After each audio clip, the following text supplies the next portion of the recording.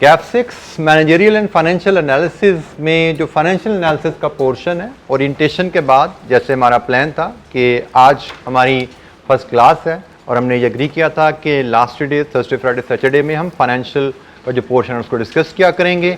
इनको हम 2 independent subjects के तौर पे हम लेके चल रहे हैं क्योंकि हमारा पेपर का स्ट्रक्चर भी कुछ ऐसा है। लास्ट सेशन मैंने आपसे डिस्कस किया था। एक क्विक रीकैप हम ज़रा ले लें, मेरा भी ज़रा जहन ज़रा फ्रेश हो जाए। जो हम करने जा रहे हैं वो क्या है, तो जनाब ये हमारा पेपर था जिसमें हमने बात की थी कि हमारा जो पोर्शन जो हम पढ़ने जा रहे हैं वो ये है जी। सेक्शन बी में हमें ये फाइनेंशियल एनालिसिस का पोर्शन टेस्ट होता है। सेक्शन बी में हमें मॉडल पेपर में 5 क्वेश्चन और स्प्रिंग 22 में 4 क्वेश्चन आए थे फाइनेंशियल एनालिसिस पे। इसका मतलब नंबर ऑफ क्वेश्चन पे एग्जामिनर अभी आपका लॉक नहीं है। मॉडल में उसने 5 पे क्वेश्चन दे दिए थे 49 मार्क्स पे, यहाँ पे उसने 4 क्वेश्चन दिए 45 मार्क्स से। सेक्शन बी में ही हमारा मेजर क्वेश्चन आ रहे हैं। हाँ, सेक्शन ए में MCQ में भी हमें यहाँ पे जैसे 3 MCQs हैं 5 नंबर के, यहाँ पे भी 3 MCQs हैं 3.5 नंबर के। सो 3 MCQs सेक्शन ए में आ रहे हैं हमारे इस पोर्शन से और 5 या 4 सवाल हमें सेक्शन बी में आ रहे हैं। Total 50 marks, 52 marks on average we can expect 50 marks. ये हमारा जी पेपर स्ट्रक्चर है और 6 टॉपिक्स जैसे हमने बात की थी हमारे हैं जो हमने कवर करने हैं।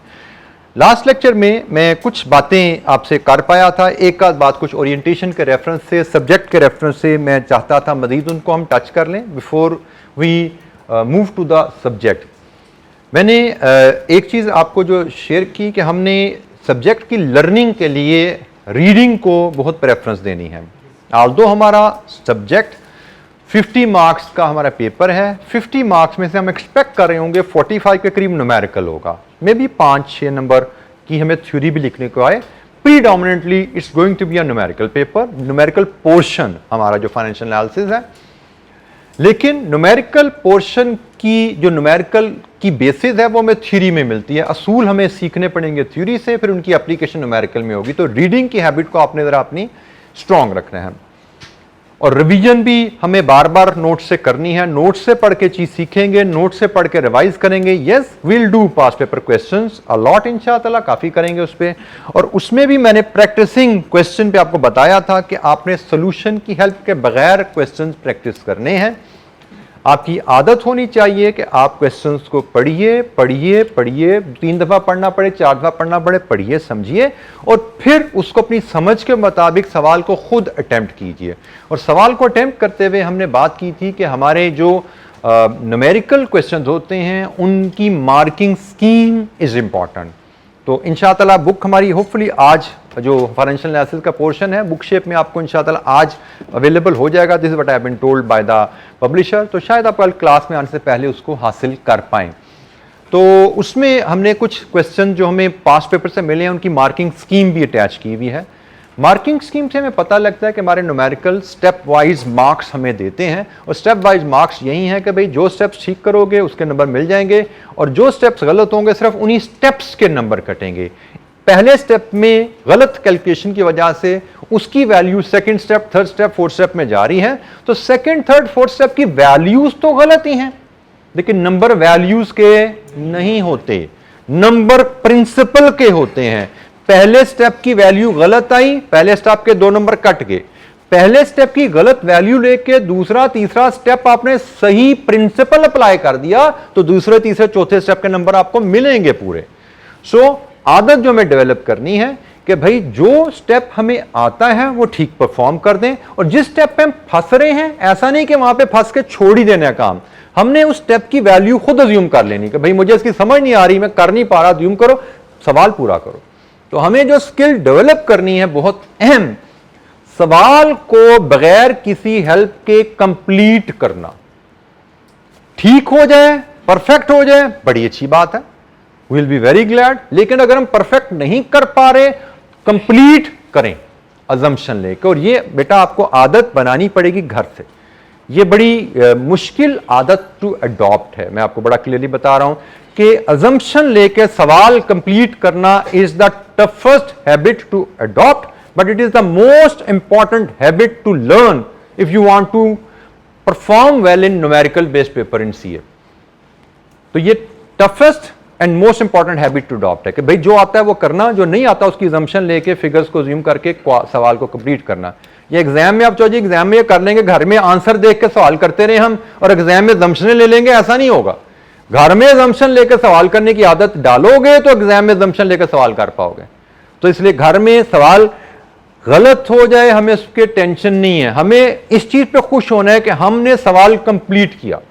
ग्रेजुअली जैसे जैसे एक रिवीजन, 2 रिवीजन फर्दर प्रैक्टिस करते जाएंगे, हमारी एक्यूरेसी भी बेहतर होती जाएगी, हमारी एरर्स भी कम होती जाएंगी। हमारा स्कोर पहली दफा क्वेश्चन करने में एक टॉपिक पे 50 है, अगली दफा 60, 70, 80 तक पहुंच जाएंगे, 100 तक चले जाएंगे कुछ क्वेश्चन में। हम ग्रेजुअली बिल्ड करते जाएंगे, लेकिन मेन चीज है क्वेश्चन कंप्लीट करना सीखिए।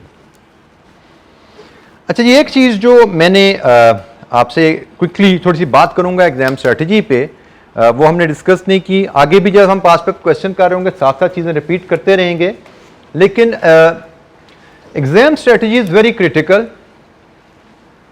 हमें 4 महीने हम क्लासेस पढ़ते हैं, 1 महीना हम रिविजन्स करते हैं जो लास्ट प्रेप लीव मिलती है हमें, उसके बाद एग्जाम में जाते हैं। सो ये 2 फेजेस हैं, एक लर्निंग का है, लर्निंग एंड रिवीजन कह लें, और final revision and practice and then examination. तो जो पहला फेज है इसको मैं कहता हूं it is like gathering ammunition, और ये जो फेज होता है it is like fighting battle. आपने तैयारी अच्छी की, रिवीजन अच्छी की, प्रैक्टिस अच्छी की, लेकिन एग्जाम में जो स्ट्रेटजी है वो आपने सही नहीं बनाई, 3 घंटे 15 मिनट के लिए आप फुल्ली प्रिपेयर्ड नहीं थे, तो सारे 5 महीने की मेहनत पे पानी फिरता है। So you don't have to only prepare, revise, practice well, you have to devise a good strategy for the exam well. तो हमें क्लास में उन चीज़ों पे भी तवज्जो साथ साथ देनी है कि एग्जाम में अपनी परफॉर्मेंस को एनहेंस करने के लिए हमें क्या क्या करना है। जैसे यहाँ पे एक पहली बात मैंने लिखी, you need fresh mind. Exam में जाना है तो आपको एक फ्रेश माइंड चाहिए जो कि 7-8 घंटे की नींद के बगैर नहीं मिलता। तो अगर आपने कैफ 6 फाइनेंशियल एनालिसिस के पेपर में अच्छा परफॉर्म करना है तो 7-8 घंटे की नींद कम से कम आपके पीछे होनी चाहिए, जहन आपका फ्रेश होना चाहिए, तभी आप अच्छा परफॉर्म कर पाएंगे। देन फ्रेश माइंड के साथ आपको माइंड का फ्यूल भी चाहिए, which is glucose, which comes through your good breakfast. अच्छा ब्रेकफास्ट नहीं किया, अच्छी नींद नहीं है, तो दिमाग को रेस्ट भी नहीं है और उसमें फ्यूल भी नहीं है, तो वो काम नहीं करता एग्जाम में। एक टिपिकल प्रॉब्लम सिम्टम जो बच्चे में बताते हैं, जो बच्चा रात को सोए बगैर पेपर देने जाता है उसकी 1.5 से 2 घंटे बाद दिमाग के फ्यूज ऑफ हो जाते हैं। मतलब पेपर उसके सामने है, वो उसको पढ़ रहा है लेकिन वो समझ नहीं पा रहा होता। ये टिपिकल सिम्टम है जो बच्चा सोए बगैर पेपर देने जाता है, 1.5 से 2 घंटे बाद उसके फ्यूज उड़ जाते हैं, वो कुछ नहीं कर पाता। डिस्पाइट हैविंग द नॉलेज, दिमाग उसका साथ देना छोड़ जाता है। तो यू नीड फ्रेश माइंड। हमारा तो पेपर फाइनेंशियल एनालिसिस का है ही एनालिसिस, कि हमने इंफॉर्मेशन पढ़नी है, सोचनी है, असूल कहीं से पकड़ने हैं, उन असूलों को उस पर प्रोसेस करना है, फिर जवाब लाना है। तो हम इंफॉर्मेशन कैप्चर करेंगे, रेलेवेंट असूल लाएंगे, उसके लिए दिमाग आपको फ्रेश चाहिए, एनर्जेटिक चाहिए। सो आपको ख्याल रखना है 3 घंटे 15 मिनट मैंने अच्छे गुजारने हैं, तो उसके लिए भी तैयारी करनी है, उसके लिए भी सोचना है। सिर्फ पढ़ते रहना 5 महीने और वो मेहनत करते रहना, स्मार्टली एफर्ट ना करना, स्मार्टली वार स्ट्रेटेजी डेवलप ना करना is not a good approach. आपने असला सारा इकट्ठा कर लिया है, आपने दुश्मन को, आई क्या आपको फिलहाल एग्जामिनर को दुश्मन समझ लेते हैं हम, यही है ना, उसका हम समझते हैं वो फेल करने के लिए पेपर बना रहा है, तो भाई वो हमें दुश्मन फेल करने के लिए पेपर बना रहा है तो उसको समझो, उसको पढ़ो, एग्जामिनर कमेंट्स देखो, वो बता रहा है कि मैं कैसे पेपर बनाता हूं, मैं कैसे पकड़ता हूं बच्चों को, मैं कहां कहां फंसाता हूं मैं बच्चों को, उसको समझो। जितना बेहतर समझोगे दुश्मन को उतना अच्छा मुकाबला कर पाओगे आप उसका। एग्जामिनर कमेंट्स और मार्किंग स्कीम पे मैंने आपको तवज्जो दिलाई थी। ये जी एक और इशू, मैं बहुत ज्यादा डिटेल में नहीं जाता, ये मेजर इशू है, इसको भी आपको कवर करना है। हमारी एक स्टूडेंट की हैबिट होती है, हम घर से सोच के चलते हैं किस किस टॉपिक पे सवाल आएगा और हमने किस टॉपिक पे सवाल करके आसानी से पास होना है। सीए के एग्जाम में कभी अपनी एक्सपेक्टेशन डेवलप ना करो कि पेपर में किस टॉपिक पे सवाल आने वाला है। माइंडसेट्स लेके एग्जामिनेशन हॉल में ना जाओ, हमेशा आपकी अप्रोच होनी चाहिए comprehensive coverage of the syllabus. Yes, coverage में हम थोड़ी स्मार्ट कवरेज करते हैं, जो ज्यादा इंपॉर्टेंट एरिया हैं उनको ज्यादा रिवीजन प्रैक्टिस देंगे, जो लेस इंपॉर्टेंट है वो आपको टीचर गाइडलाइन देते हैं, उनको हम थोड़ी कम कवरेज, कम रिवीजन और प्रैक्टिस देंगे, लेकिन कंप्रीहेंसिव कवरेज करके पेपर में जाते हैं। And we are prepared, paper जहां से भी आएगा will do reasonably well and will pass. कभी माइंडसेट के साथ नहीं जाते, क्योंकि अगर आप माइंडसेट के साथ गए जी फलाना टॉपिक आएगा फलाना नहीं आएगा, आपकी एक्सपेक्टेशन के अगेंस्ट कुछ आ गया तो आप पहले 5 मिनट में ही मोरल आपका गिर जाता है कि भाई मैंने तो ये एरिया तैयार ही नहीं किया हुआ था। हमारी ना एक प्रॉब्लम है कि हमारे जहन में वो चीजें आके चुभती हैं जो हमें नहीं आती। हमें इस माइंडसेट को भी कवर करना है, हमें फोकस करना है हमें क्या आता है। मतलब मैं आपको इस माइंडसेट की एक मिसाल दूं, मतलब अक्सर बच्चों से पूछना कि भाई पेपर कैसा हुआ भाई, वो बच्चा शुरू कहां से करता है, सर पेपर में 8 सवाल आए थे, 8वें सवाल का जो पार्ट डी था ना 4 नंबर का, सर वो पता नहीं कहां से आ गया। मतलब उसको जो पहले जो 96 नंबर गुजरे हैं, जो उसको पता है कहां से आए हैं, जो उसने अच्छे अटेम्प्ट करने थे उसकी उसने बात नहीं की। उसके दिमाग में क्या है, पेपर के 4 दिन बाद भी वो 4 नंबर पता नहीं कहां से आए। ये एक हमारा एक माइंडसेट है कि हम जो चीज हमें नहीं आती उसमें फंस जाते हैं। और मैंने, अगर आप थोड़ी देर पहले यहां देखो स्लाइड पे मैंने क्या लिखा हुआ है कि भाई जो नहीं आती उस पर टाइम ना करो, फोकस करो जो आता है। परफेक्ट आंसर देना हमारा ऑब्जेक्टिव नहीं है, हमारा मकसद है जो हमें आता है वो कर पाए। क्योंकि प्रॉब्लम वहां आती है जहां पे हमें जो चीजें नहीं आती उन पे हम टाइम वेस्ट कर देते हैं, जिसकी वजह से जो आती होती है वो भी रह जाती हैं। अक्सर बच्चे जी क्या हुआ जी पेपर छूट गया 15 नंबर का 20 नंबर का, पता लगे छूटा क्यों होता है कि जी किसी एक सवाल में 2 नंबर की वर्किंग थी, उस पर फंस गए थे, 20 मिनट लगा दिए थे उस पर। अब भाई हर स्टेप 1 नंबर 1.5 नंबर 2 नंबर का होता है, तो 2-3-4 मिनट में चीज हल होती है, करो, नहीं होती तो मट्टी डालो, असम्पशन लो, आगे चलो।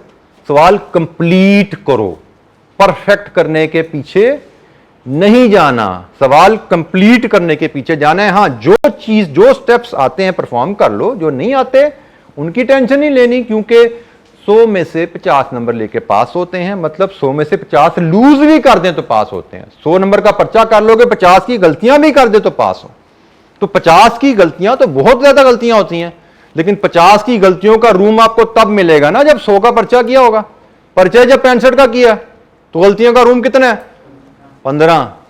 तो भाई गलतियों का रूम हमने बढ़ाना है, और वो तभी बढ़ेगा जब हम पूरा पेपर करेंगे। ठीक है, तो हमारी कोशिश होगी पूरा पेपर करें, और जो गलतियों वाले एरियाज हैं जो हमें नहीं आ रहे उन पे टाइम जाया नहीं करना। This is the key if you want to do well in the exam. Exam strategy की अहमियत का अंदाजा आप इस बात से भी लगा लो। एग्जाम्पल मैं अक्सर देता हूं कि हमारे स्टूडेंट अक्सर ग्रुप स्टडीज करते हैं, और ये कई दफ़ा स्टूडेंट कंप्लेन करते नजर आते हैं कि जी आई कैप पता नहीं क्या करता है सर, मैंने अपने दोस्त को मैंने पढ़ाया था, उसको एग्जाम से 1 हफ्ता पहले मेरे पास हॉस्टल में आया था, मैंने उसको पढ़ाया था सर, देखें वो पास हो गया, मैं फेल हो गया। ये कोई इंसाफ है आई कैप का? तो भाई आई कैप को तो नहीं पता किसने पढ़ाया किसने पढ़ा, आई कैप को तो पता है वो जो 10 पेजेस आपने काले करके भेजे हैं, वो उन 10 पेजेस पे 3 घंटे 15 मिनट में जिसने सही काम किया वो पास है। पीछे दिमाग में क्या है, पढ़ाया किसने, पढ़ा किसने, इससे आई कैप को कोई गर्ज नहीं। आई कैप को उन पेपर से कहता है पेपर पे आपने क्या लिखा, तो वो पेपर पे तो आपने 3 घंटे 15 मिनट में लिखना है। तो 3 घंटे 15 मिनट की अहमियत ज्यादा नहीं तो बराबर जरूर है ये 5 महीने के, ये 5 महीने एक तरफ और 3 घंटे 15 मिनट एक तरफ। हम अनफॉर्चुनेटली एज ए स्टूडेंट 5 महीनों पे फिर भी कुछ ना कुछ तवज्जो दे लेते हैं। 3 घंटे 15 मिनट कैसे गुजारने हैं, वहां पे हमारे डूज एंड डोंट्स क्या होने चाहिए, किन चीजों का हमें ख्याल रखना है, किन चीजों पे हमें अमल करना है, किन से हमें बचना है, इसके बारे में हमने कोई खास सोचा नहीं होता। हम बस असला डाला पीछे और छलांग मार दी नीचे, बगैर देखे कि नीचे मगरमच्छ मुंह खोले बैठे हुए, तो मैं जरा पैर जरा देख के रख लें, वहां पे इधर लैंड करना है कि उधर लैंड करना है, जंप कहां करना है, राइट करना है लेफ्ट करना, कुछ सोच लें, सोचे बगैर छलांग मार देते हैं जी, असला बड़ा इकट्ठा कर लिया चलो जी चले हम। तो ऐसे नहीं, smart effort, smart preparation, good strategy, paper ऐसे पास होते हैं। सीखिएगा, कोई पेपर ऐसा नहीं जो आप फेल करो अगर आपने टारगेटेड एफर्ट की हुई है, पास होने के लिए मेहनत की हुई है। पास होने के लिए, इसके लिए मैं कहता हूं कि आपको हर एक सब्जेक्ट का हक अदा करना पड़ता है। हर सब्जेक्ट की एक मिनिमम एफर्ट होती है जो आपको करनी पड़ती है, वो एफर्ट नहीं करोगे तो आप पास तो नहीं हो रहे। मिनिमम एफर्ट की है और उसके बाद आप अलर्ट हो, मेंटली शार्प हो कि नहीं भाई बस इंशाअल्लाह मेहनत होगी, पास करके निकलना है, तो हर बच्चा पास हो सकता है। एटीट्यूड पॉजिटिव चाहिए, एफर्ट्स में रिफ्लेक्ट होना चाहिए इंशाअल्लाह। तो जनाब ये हमारा बेसिक इंट्रोडक्शन की थोड़ी सी बातें रहती थी, वो कंप्लीट किया हमने। अब हम अल्लाह का नाम लेके जी सब्जेक्ट की तरफ मूव करते हैं। हम जो पहला टॉपिक पढ़ने जा रहे हैं, इंट्रोडक्शन टू प्रोजेक्ट अप्रेजल। जी, बल्कि पढ़ाई से पहले आकिब ने एक अच्छा किया, एक तवज्जो दिला दी हमारी। पहली चीज़, आकिब से मैं आपका तारुफ कराना चाहूँगा। He is my TA. आपको कोई आउट ऑफ क्लास सपोर्ट चाहिए, Aqib will be available in quality assurance department. He himself just appeared in Kaif 6 this time. तो आपको क्लासेस में हमारे बैठेंगे, सब्जेक्ट पे अप टू डेट होंगे। आपको कोई वैसे तो क्वेरीज हैं क्लास में पूछिए, यू आर ऑलवेज वेलकम। लेकिन स्टिल कभी किसी वजह से आप क्लास में क्वेरी नहीं कर पाए या क्लास आपकी मिस हुई, कुछ सपोर्ट चाहिए, Aqib will be available in quality assurance department.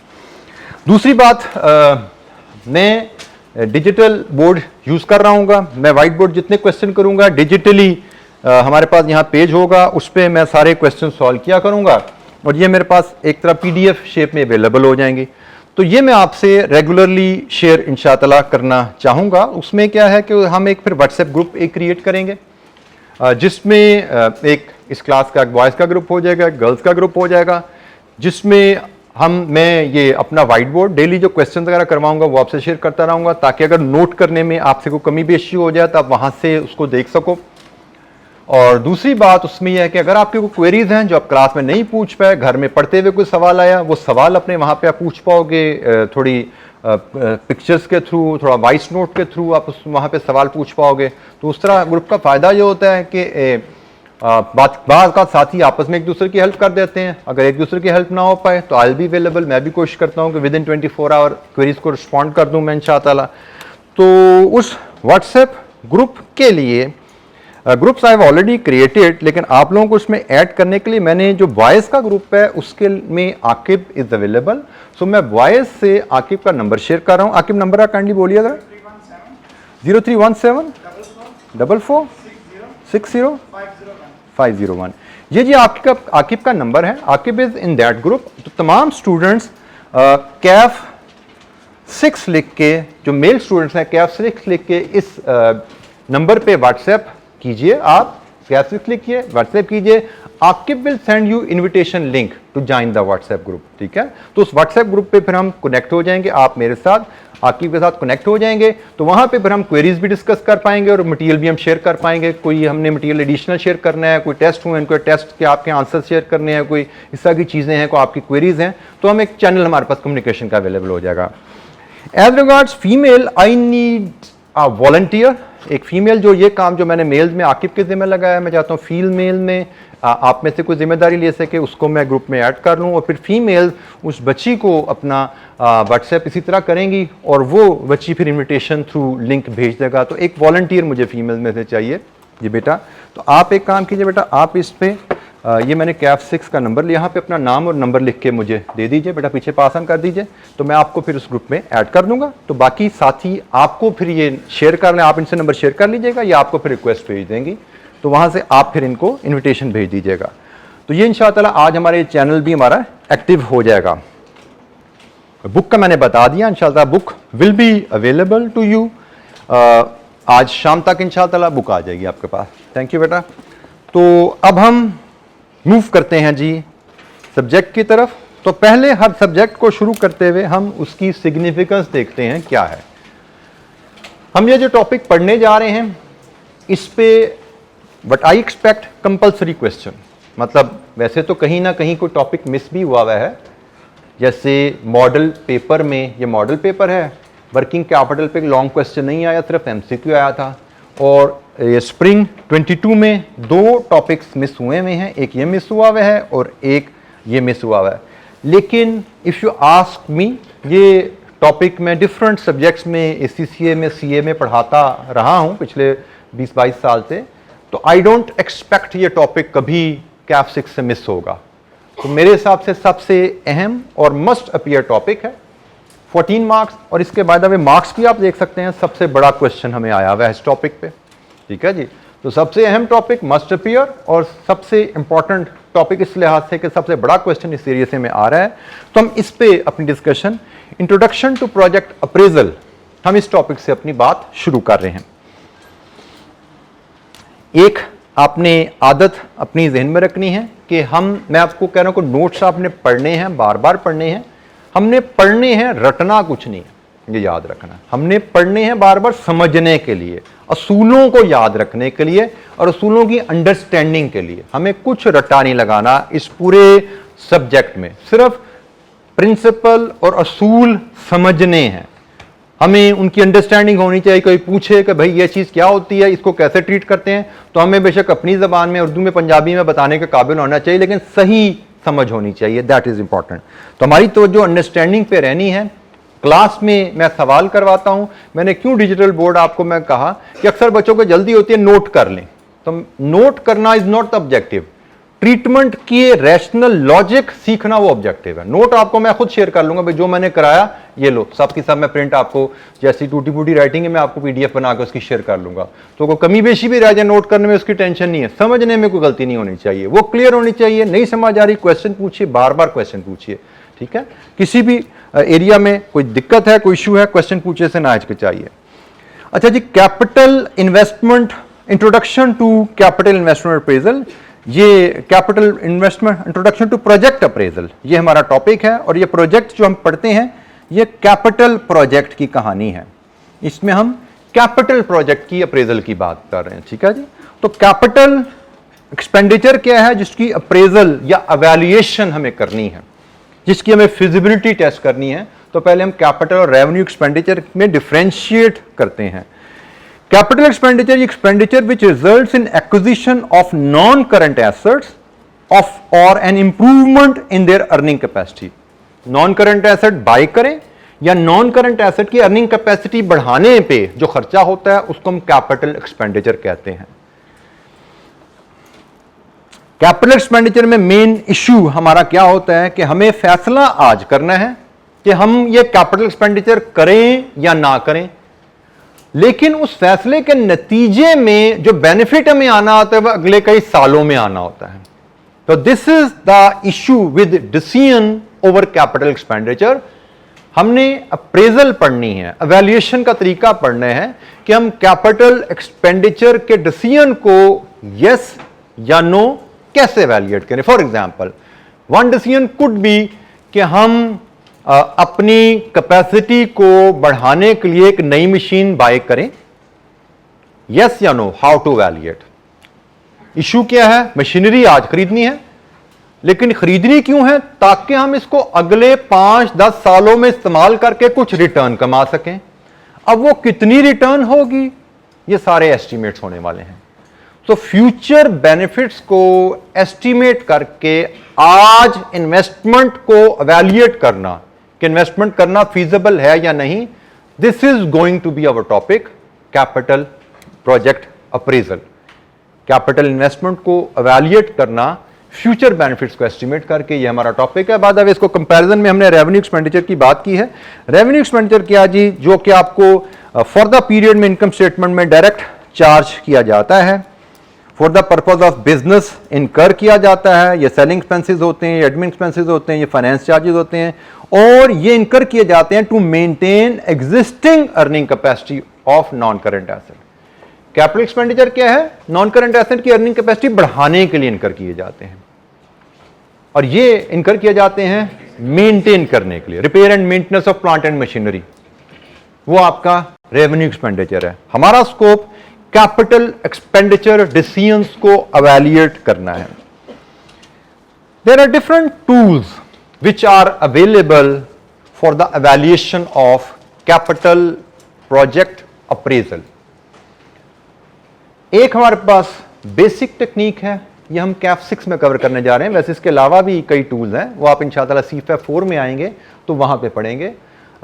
ये बेसिक टेक्निक है, पे बैक पीरियड मेथड, और then we have some advance techniques जिसमें नेट प्रेजेंट वैल्यू मेथड है, internal rate of return method है, डिस्काउंटेड पे बैक पीरियड मेथड है। तो इन टोटल, नंबर थोड़े गलत हो गए, इन टोटल ये हमारे पास 4 मेथड्स हैं जो हम पढ़ने जा रहे हैं। तो कैपिटल इन्वेस्टमेंट अप्रेजल क्यों अहम है,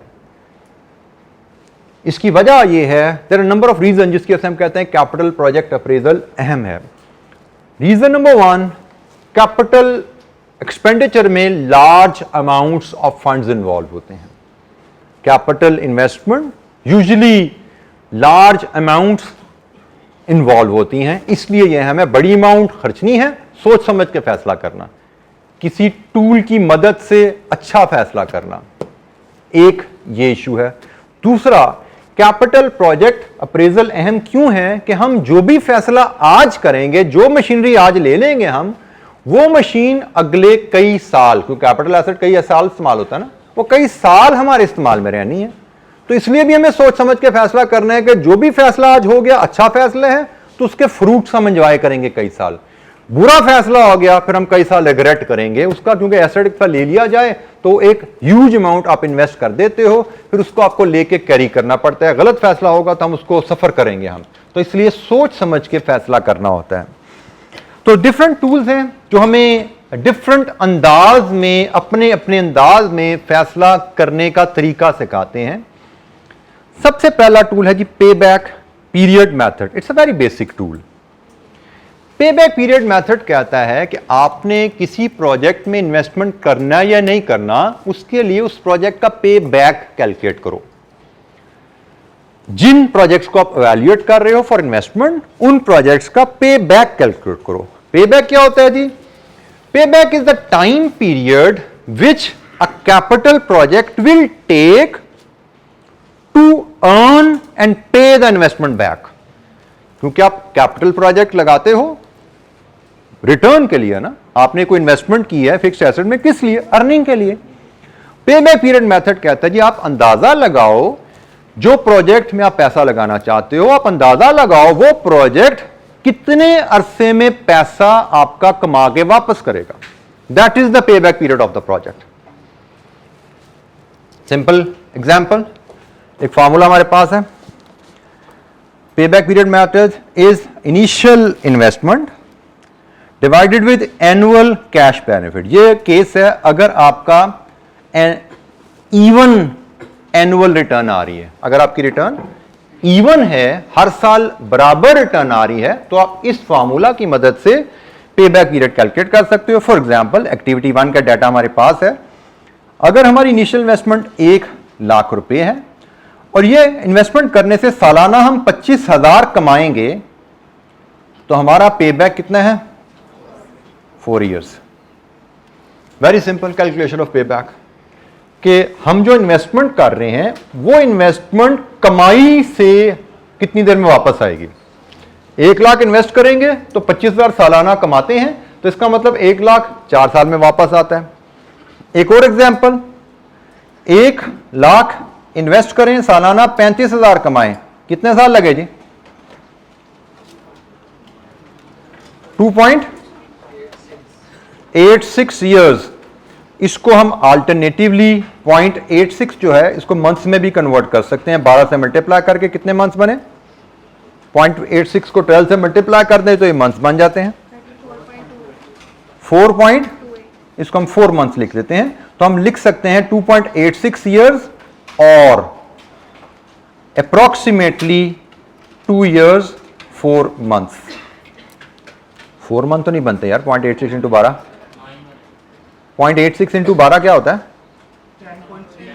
10.32। 10.3 है तो 2 ईयर्स एंड 10 मंथ्स। ठीक है जी, तो हम इसको 2.86 ईयर्स भी लिख सकते हैं, लेकिन अगर हमें मंथ्स में करने हैं तो फ्रैक्शंस को 12 मंथ्स से मल्टीप्लाई करें तो आपको ये 10 मंथ्स मिलते हैं। इसको हम राउंड ऑफ कर लेते हैं तो हम कहते हैं approximately 2 years 10 month. This is how we determine pay back. Pay back calculate करना, अगर प्रोजेक्ट से जो फ्यूचर में रिटर्न आनी है, आपने इन्वेस्टमेंट की, इससे रिटर्न आनी है, अगर वो इक्वल है, इवन है, तो हम initial investment divided with equal annual return जो हमें आनी है, एनुअल जो कैश रिटर्न आनी है, उससे हम डिवाइड कर दें तो हमें पे बैक मिलता है। हमें जो ख्याल रखना है, मैंने यहां बोल्ड भी किया हुआ है, कैश रिटर्न। किसी कैपिटल इन्वेस्टमेंट से रिटर्न मेजर करने के लिए एक और तरीका भी होता है जिससे आप एज एन अकाउंटेंट ज्यादा फेमिलियर हैं, दैट इज प्रॉफिट। किसी प्रोजेक्ट से रिटर्न मेजर करने का एक तरीका प्रॉफिट भी है, बट पे बैक पीरियड प्रॉफिट की बात नहीं कर रहा। ये बात कर रहा है जी आपने जेब से कैश निकाला एसेट खरीदने के लिए, वो कैश कितनी देर में वापस आया आपकी जेब में। दिस इज पे बैक पीरियड मेथड। तो पे बैक पीरियड मेथड कहता है कि आपने जिस प्रोजेक्ट को अप्रेजल के लिए एवेल्युएट करने हैं, जिस प्रोजेक्ट की फिजिबिलिटी असेस करनी है, उस प्रोजेक्ट का पहला स्टेप है उसका पे बैक कैलकुलेट कर लो। उसके बाद पे बैक पीरियड के ऊपर फैसला करेंगे कि प्रोजेक्ट में इन्वेस्टमेंट करनी है या नहीं करनी, फैसला हम बाद में करेंगे। फिलहाल हम पे बैक पीरियड कैलकुलेट करना सीख रहे हैं, और वहां पे हमने सीखा कि अगर प्रोजेक्ट से एनुअल रिटर्न इवन है तो पे बैक कैलकुलेट करना इस सिंपल फार्मूले का काम है।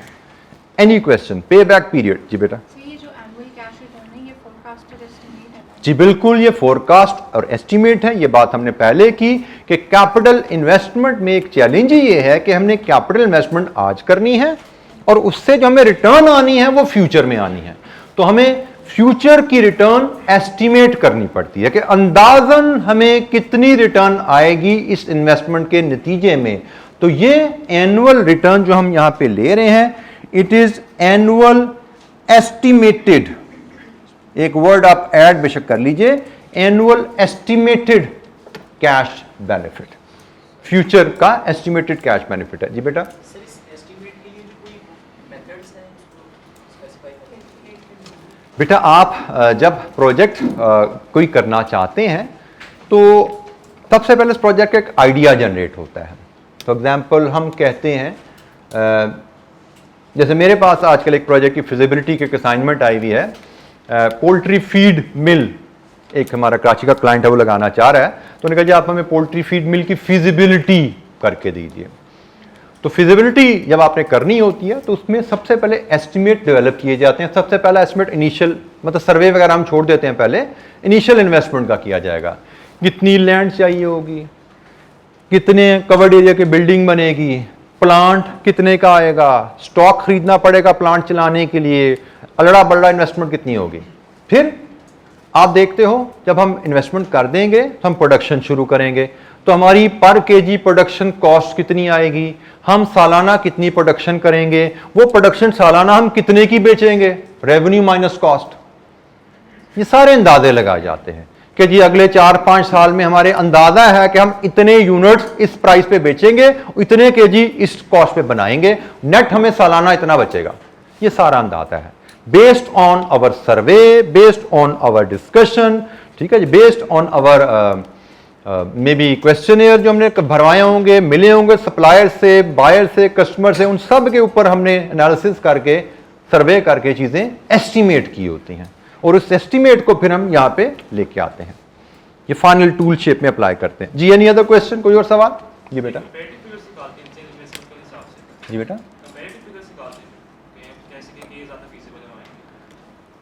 फिलहाल हम कह रहे हैं पे बैक पीरियड कैलकुलेट कैसे करते हैं, डिसीजन पे भी हम आते हैं, इसको हमने यूज कैसे करना है डिसीजन मेकिंग में, उसमें हम बात करेंगे। अभी ये तो हमने देखा कि अभी हमने जिस प्रोजेक्ट को एवेल्युएट करना है उसका पे बैक कैलकुलेट कर लो। पे बैक पहले कैलकुलेट करोगे, फिर उस पे बैक की बेसिस पे आप फैसला करेंगे कि हमने इसमें इन्वेस्टमेंट करनी है या नहीं करनी। That is the next step. तो फिलहाल हम पे बैक कैलकुलेशन पे बात कर रहे हैं, डिसीजन की बात इंशाअल्लाह हम जल्दी करेंगे। जी एनी क्वेश्चन? इवन मतलब इक्वल, हर साल बराबर, हर साल 25,000 हमें बचना है, तो 1 लाख इन्वेस्ट करना है, हर साल 25 बचना है, तो 1 लाख कितने साल में पूरा हुआ? 4। इसके लिए एक हम अनइवन कैश फ्लो की एग्जांपल ले लें तो आपको चीज क्लियर हो जाएगी। ये एक और प्रोजेक्ट है जी, प्रोजेक्ट ए। ये बाय द वे अनफॉर्चुनेटली अभी आपके पास नोट्स अवेलेबल नहीं है, अदरवाइज ये स्लाइड्स पे जितनी चीजें आपसे शेयर होती हैं ये 100% हमारी बुक में नोट्स में अवेलेबल होती हैं, ठीक है। आज इंशाअल्लाह बाय इवनिंग आई बिलीव ये अवेलेबल होंगी आपके पास। तो जितनी भी चीज़ें आपके सामने स्लाइड पे आ रही हैं, you will be easily able to follow it from the notes. ये स्लाइड्स को आपको अपने रजिस्टर पर नोट करने की कतन ज़रूरत नहीं है। हाँ, क्वेश्चन जो हम करेंगे वो नोट करना चाहें वो भी आपकी स्वीट विल है। जैसे मैंने कहा वो क्वेश्चन भी मैं आपसे वैसे PDF में शेयर कर रहा हूँ, जो मैं बोर्ड पर लिखूंगा, सारी राइटिंग आपके पास उसी तरह एज इट इज़ PDF में आ जाया करेगी। ये तो फॉर श्योर आपका जो एक्टिविटीज जितनी भी आएंगी ये सारी नोट्स के एक्सट्रैक्ट हैं। जितना राइट अप आता है सब कुछ नोट्स का एक्सट्रैक्ट होता है। ये जितनी आपका जो एक्टिविटीज गुजर रही हैं, फार्मूलाज गुजर रहे हैं, ये सारे हमारे नोट्स के एक्सट्रैक्ट हैं, कॉपी पेस्ट है वहां से चीजें। तो ये जनाब एक एग्जाम्पल है प्रोजेक्ट ए की।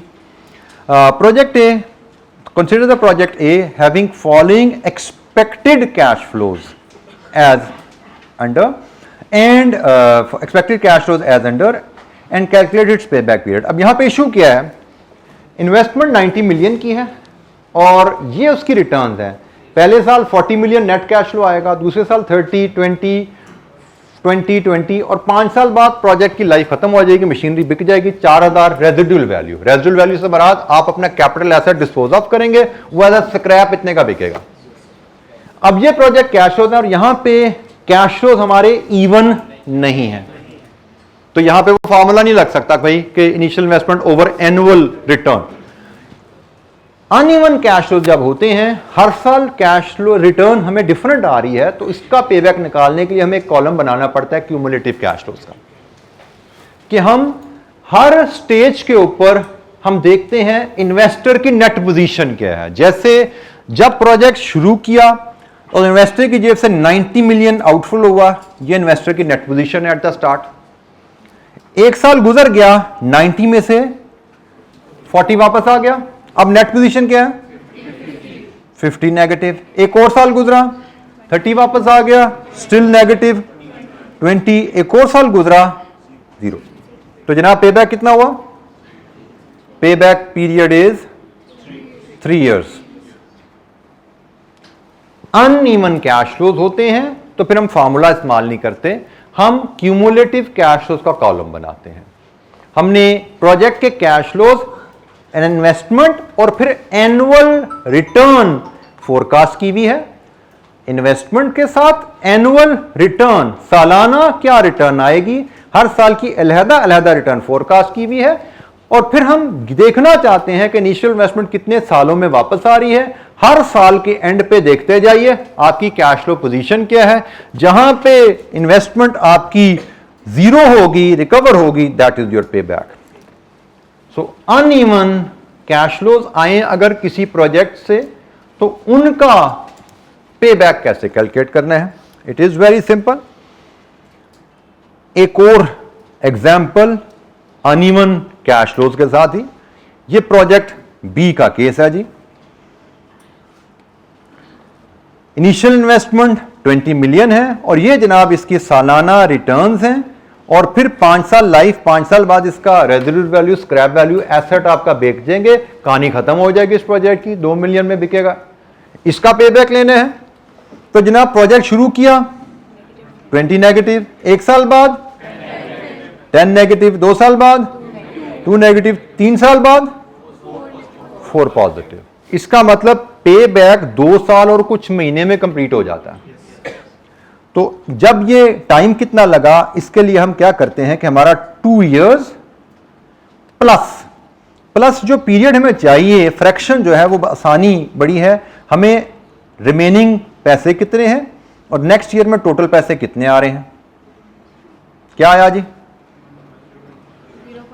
0.33। तो जनाब हमारा पे बैक 2.33 ईयर्स है, या हम 0.33 को मंथ्स में कन्वर्ट कर सकते हैं, तो ये 4 मंथ्स में आप इसको ले जाएं। तो ये अब रिक्वायरमेंट है, हम 2.33 मंथ्स ईयर लिख दें, ये भी काफ़ी है। लेकिन अगर एमसीक्यू आ गया और एमसीक्यू में उसने 2 मंथ्स में बात की हुई है, तो हमें मंथ्स में कन्वर्ट करना भी आता है। ठीक है, छोटा सा पे बैक पे में एमसीक्यू भी आ सकता है, उसमें हो सकता है उसने मंथ का जिक्र किया हो, तो हम 2.33 ईयर्स या 2 इयर्स 4 मंथ्स, ये हमारा पे बैक है। ये जनाब हमारा फार्मूला है। आखिरी साल में हमने ये फ्रैक्शन अप्लाई की है। ईयर बिफोर फुल रिकवरी से पहले 2 साल, uncovered cost at the start of next year 2, cash flow during the next year 6। ये हमारा पोर्शन है जो मैंने वर्किंग बनाई है। तो 2 + 2/6, 2.33 ईयर्स। ये जी कैलकुलेशन का तरीका हमारा, कि अगर अनइवन कैश फ्लोज हों तो पे बैक कैसे कैलकुलेट करना है। पे बैक एक नहायत ही सिंपल आसान टूल है।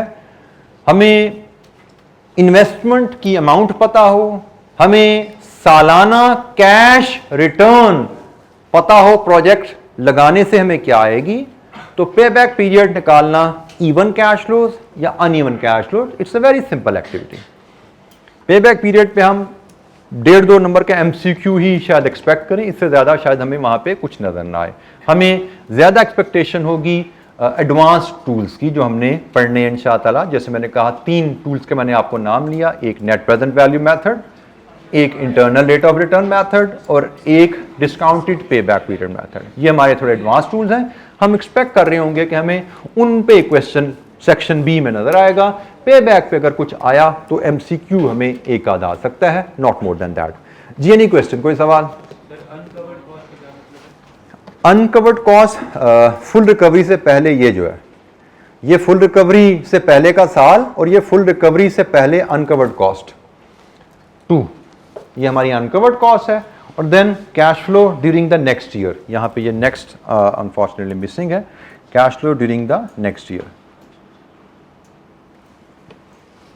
That is 6।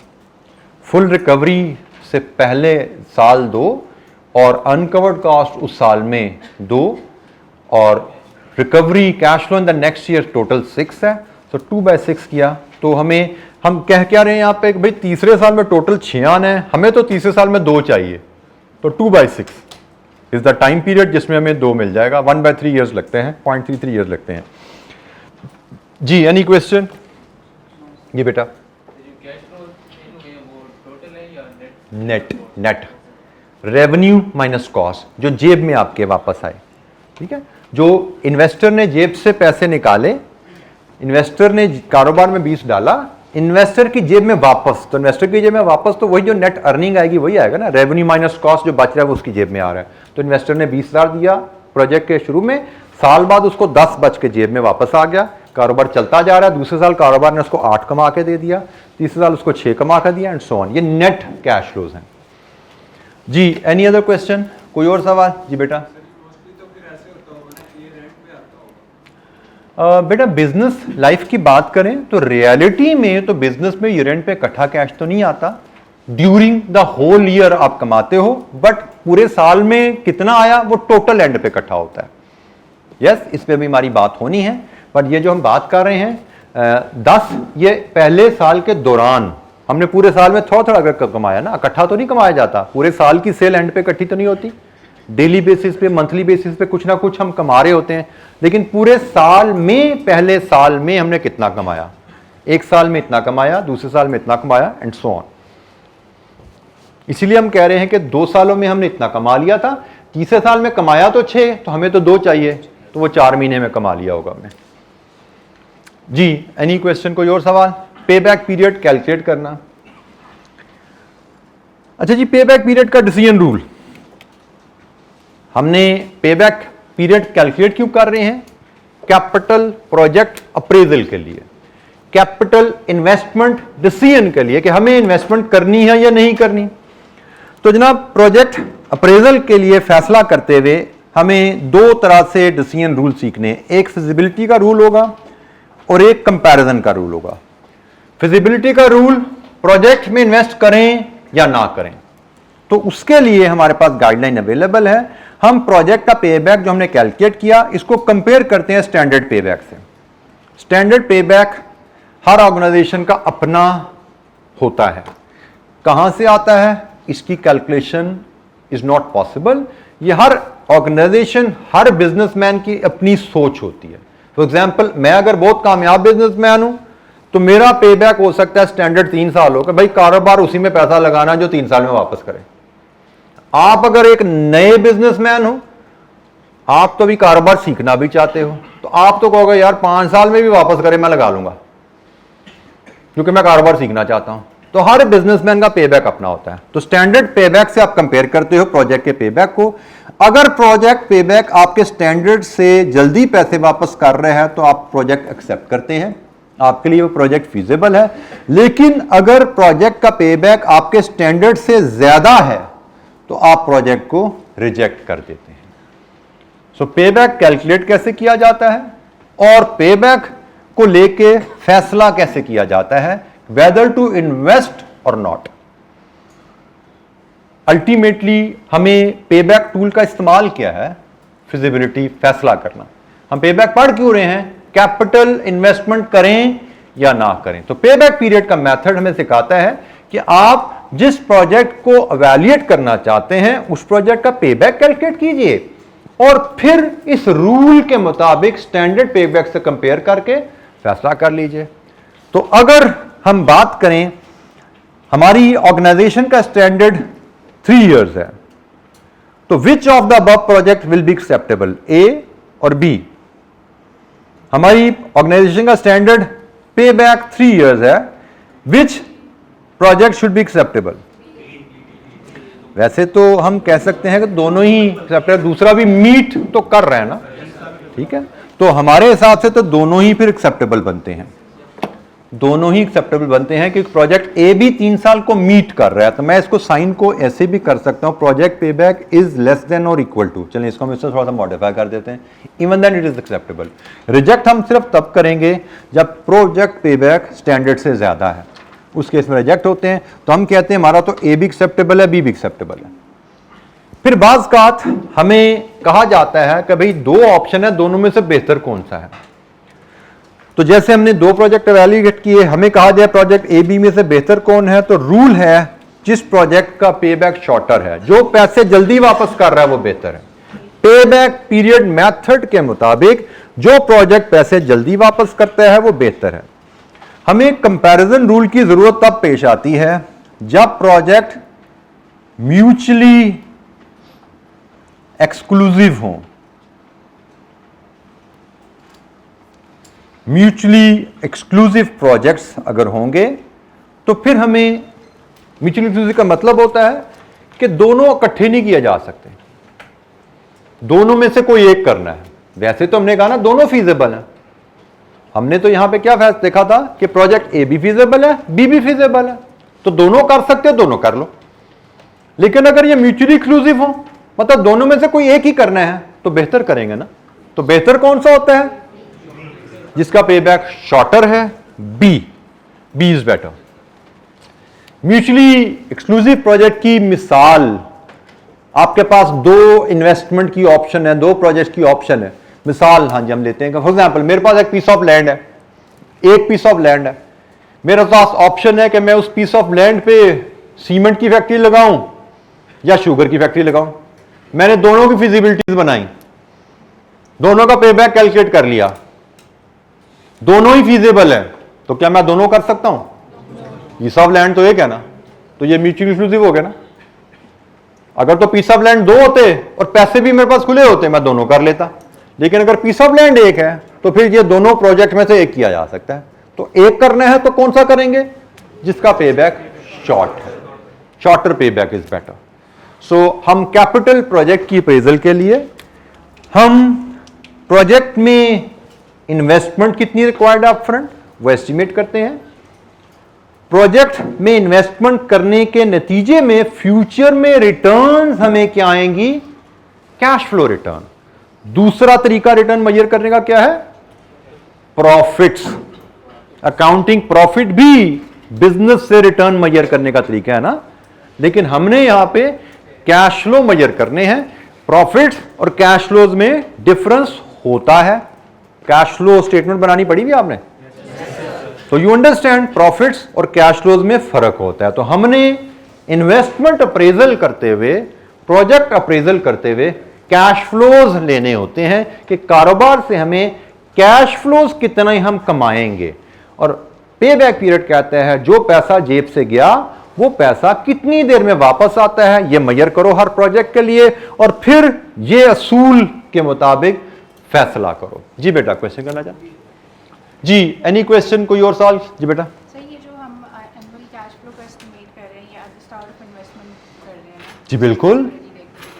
तो अगर लाइक आफ्टर 1 or 2 years अगर हमारी फॉर एग्जांपल किसी कंडीशन की वजह से हमारा कैश फ्लो जो है वो उतना नहीं रहता जितना हमने एस्टिमेट किया था, फिर हम इसको रिवाइज करेंगे। बेटा ये एस्टिमेशन आप क्यों कर रहे हैं, whether to invest in a project और not. Once you have made the decision तो बात खत्म होगी, ठीक है। उसके बाद तो then it's just the management. Estimates में आपसे गलती भी हो सकती है। हमारा अभी कैप 6 में जस्ट इंट्रोडक्शन लेवल है, तो हम बहुत ज़्यादा डिस्कशन में ही नहीं जाते। जब आप CFAP 4 में आते हैं तो फिर जैसे आपने क्वेश्चन रेज किए, हमें प्रॉब्लम आ गई, रिस्क होता है, अनसर्टेनिटी होती है, चीज़ें बदल जाती हैं, how to tackle with them, ये सारी CFAP 4 में डिस्कशन हमारी होती है। वहाँ यहाँ पे ये टॉपिक हमने मे बी 5, 7, 8, 10 दिनों में ख़त्म करना है, 5, 7, 8, 10 घंटों में ख़त्म करना है, वहाँ पे 25, 30 घंटों में हम पढ़ते हैं इस टॉपिक को। जी बेटा, एनी क्वेश्चन कोई आप करना चाहते हैं? जी बेटा। म्यूचुअली एक्सक्लूसिव प्रोजेक्ट्स ये कंपनी टू कंपनी वेरी करते हैं ना? जी बिल्कुल। ये तो ऑप्शंस अवेलेबल हैं। फॉर एग्जांपल जैसे मैंने कहा, अगर मेरे पास 2 प्लॉट्स अवेलेबल हैं और एम्पल फंड्स अवेलेबल हैं तो सीमेंट फैक्ट्री, घी फैक्ट्री मैं दोनों लगा सकता हूं। लेकिन अगर आपके पास एक प्लॉट अवेलेबल है, पैसे भी लिमिटेड है, तो आप इन दोनों में से कोई एक लगा सकते हो। ठीक है, तो म्यूचुअली एक्सक्लूसिव वेरी करेगा, बट डेफिनेशन क्या है कि अगर एक कंपनी अवेलेबल प्रोजेक्ट्स दोनों में से सिर्फ एक कर सकती है, दोनों नहीं किए जा सकते, तो वो प्रोजेक्ट्स म्यूचुअली एक्सक्लूसिव कहलाते हैं। दोनों किए जा सकते हैं तो प्रोजेक्ट्स म्यूचुअली एक्सक्लूसिव नहीं है, हमें कंपैरिजन की जरूरत नहीं है। कंपैरिजन की जरूरत बेहतर कौन सा है वो तब जरूरत पड़ेगी जब हमें अवेलेबल प्रोजेक्ट में से किसी एक को चूज करना है, बेहतर को चूज करना है, तब हमें कंपैरिजन की जरूरत पड़ती है। अदरवाइज फिजिबिलिटी का फैसला करो, प्रोजेक्ट फीजेबल है तो कर लो, ए फीजेबल है ए कर लो, बी फीजेबल है बी भी कर लो। जी, एनी क्वेश्चन, कोई सवाल? जी बेटा।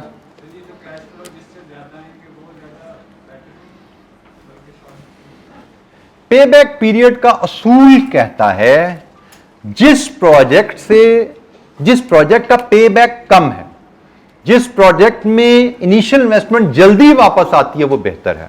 वो इन्वेस्टमेंट कितनी है, पेबैक पीरियड मेथड इसको डिस्कस नहीं करता। बेसिक मेथड है, ये इसकी वीकनेस है, ये प्रॉब्लम है इस टूल के साथ। ठीक है, आपने जो बात की, बात ठीक है जी, पैसे कहां पे ज्यादा आ रहे हैं ये भी तो है मैं बिजनेसमैन के लिए, पैसे कहां लग कितने रहे हैं ये भी है मैं बिजनेसमैन के लिए, लेकिन पेबैक पीरियड इस पे बात नहीं करता। कहता जी पैसे जितने भी लगे थे वापस कितनी देर में आ रहे हैं, इसको देखो कितने वापस आ रहे हैं, ये पेबैक पीरियड डिस्कस नहीं करता, ये लिमिटेशन है पेबैक की। जी, एनी अदर क्वेश्चन? आज के लिए इतना ही जी, कल इंशाअल्लाह मजीद इसको हम आगे लेके चलेंगे। आई होप जैसे कोशिश कीजिएगा कल आपको बुक क्लास में आने से पहले ले लीजिए ताकि ये सारे क्वेश्चन आपके पास होंगे। कल इंशाअल्लाह कैरी करेंगे आगे। थैंक यू, अस्सलाम वालेकुम।